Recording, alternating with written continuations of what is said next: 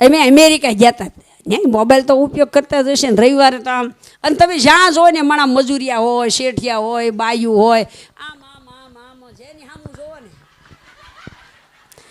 ક્યાંય ધ્યાન જ નહીં. અરે દોઢ બેન શાક સુધારતા હતા, તે શાક સુધારીને ફ્રીજમાં મૂકવું હતું. તે છોકરો નનકો એવું બાજુમાં રમતું હતું, તે બેઠા બેઠા મોંમાં જોતા જાય અને શાક સુધારતા જાય, આમ જોતા જાય શાક સુધારતા જાય. ધ્યાન છોકરામાં ની ક્યાં હતું? મોબાઈલમાં ધ્યાન હતું. બે ધ્યાનમાં મગજમાં મોબાઈલ ભમતો હતો. તે શાક સુધારીને તપેલી ફ્રીજમાં મૂકવાની હતી કાલ વઘારવા હતું. તે તાનમાં મોબાઈલમાં તપેલી પડી, છોકરાને ફ્રીજમાં મૂકી આવી. થોડીક વાર લાગી તે બાપો ઘરે આવ્યો કે લાગી ગયો લાલુ ક્યાં ગયો? તાર મંડી ગોતો લે ક્યાં ગયો? ક્યાં ગયો? ત્યારે બાપો ગોતવા મળ્યા કે ધ્યાન નથી કરતી નનકો એવો તેજ 2 વર્ષી ગયો છોકરો ક્યાં ગયો? કે હમણાં અહીં બેઠો હતો.